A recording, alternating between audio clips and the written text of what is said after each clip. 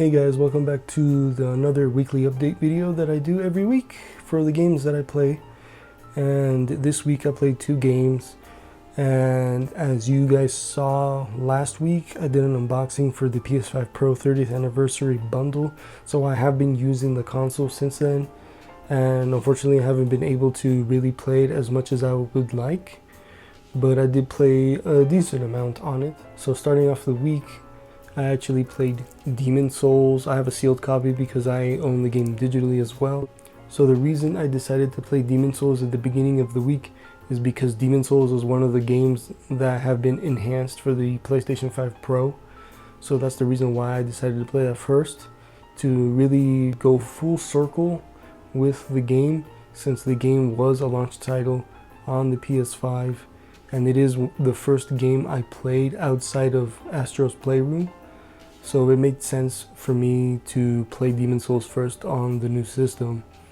And it's going to be hard to really convey the difference playing the game on the PS5 Pro on YouTube, given that YouTube compresses the image to a certain amount, so you don't get the same quality as if you were to play the game in real time right in front of you. But I am very impressed with this game in particular on PS5 Pro, because I can really tell that it's a lot more clear and a lot more crisp than playing it on the base PS5. And I know there have been certain games that are struggling with the PSSR implementation, which I'm not interested in playing those games right now. Which the games that are affected, to my knowledge, is Silent Hill 2, as well as the Star Wars Jedi Survivor game. So I've already played through both of those games, so I don't have a need to play them again, even with the PS5 Pro enhancements. But yeah, I played about like 2 hours of Demon's Souls, and I'm not going to play through the whole thing again because I don't really feel the need to, but I just wanted to see what the game would look like with the PSSR implementation and the Pro mode, and I am very impressed, and I'm glad that I chose that game to be the first game to play on my console. So if you haven't played Demon's Souls before, it is the very first Souls game in the Souls franchise, and the game was stuck for the longest time on PS3 until Bluepoint decided to remake the game for the PS5. And even though the game is old, 2009 to be exact, the gameplay, especially with the remake, is a lot more fluid and updated to what you would expect the other Souls games to play. And to me, it is the most unique game out of the whole franchise, because the fact that it's the first game FromSoft really went all out with ideas, even though some of the ideas probably didn't work as well, but they really wanted to get their foot in the door and really experiment with this genre that is so new at the time. And they really defined the genre, and I still believe that From Software is the best in the business when it comes to the Souls-like genre. If you haven't played Demon's Souls yet, I highly recommend you check it out. If you haven't already, it is the original Souls game, so to me it makes sense for that to be your first one. But if you don't have access to a PS5, you can play the other Souls game just fine. You don't really need to play a specific one first, but to me it makes sense to go from release order. So that is my recommendation. If you haven't played Demon's Souls yet already, once again, if you have a PS5, I highly recommend you check it out. That is Demon's Souls. Alright, just like the last 3 weeks or 4 weeks, however long it's been, I've been talking about this game so much, and that is Metaphor ReFantazio. So that is the game that took most of my time this week, like the last 3 weeks, like I said. So I am still really enjoying the game. I'm really delving so much into it. I'm doing a lot of bonding with my followers. I am doing as many quests as I can and bounties as I can. I'm really trying to organize my schedule in the game to optimize it so where I can do as many things as I can before I have to do the main quest. And I'm 30 hours into the game right now, and I've barely reached Braillehaven, so I don't know how far I am into the game, but it still feels like it might be still pretty early on in the game, because I'm still getting tutorials on certain things. But the story so far, this is something I really did not expect but really enjoy, is that Every main quest that I've played so far felt like a completely different story from one another, but they're linked by the overall narrative. And to me that's really cool because, like I say, these stories feel so like individual, but yet still like really applies to the overall arcing story of the main game, that it feels like I'm kind of playing a different game in the game itself, even though it is part of the main narrative and part of the main game. So that really kind of expands the game more than it actually is. But like I said, every story in this game feels very thought out, very well acted. The writing is on point, the voice acting is on point, and I really can't get enough of it.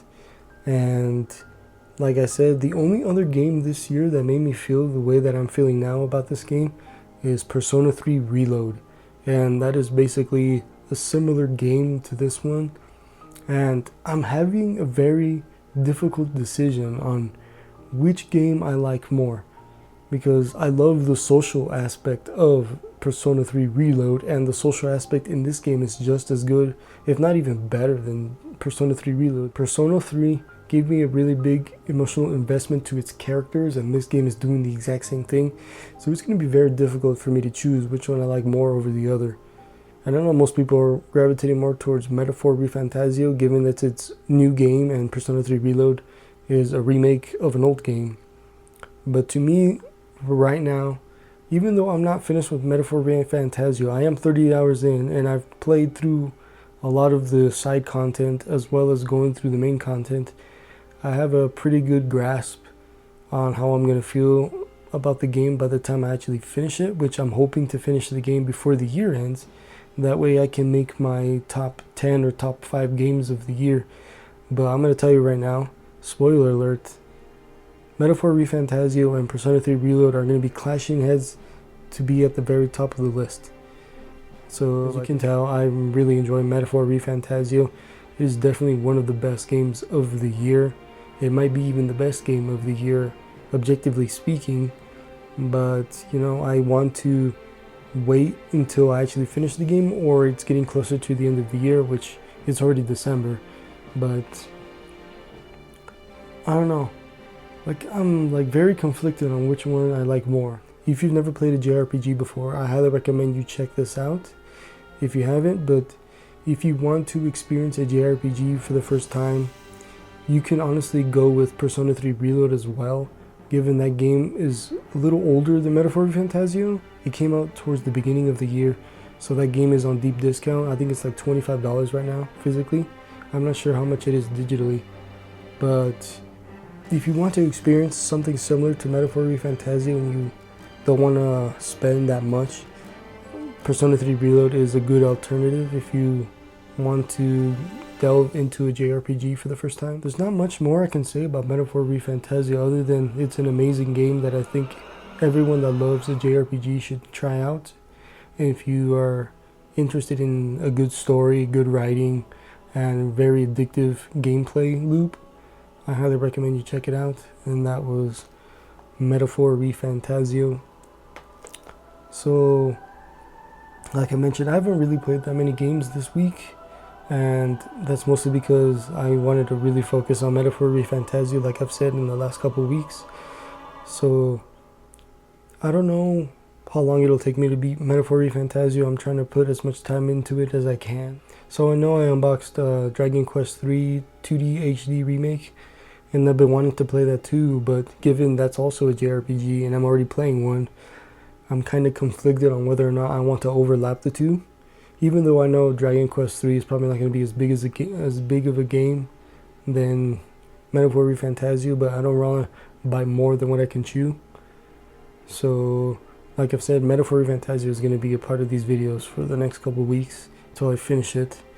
But I might sprinkle in Dragon Quest III in there eventually, or I might sprinkle in something else. So that way these videos isn't just metaphor. So once again, I want to ask you what you played during the week and your thoughts on the games you've been playing. And once again, thank you. And I'll see you guys next time. Bye now.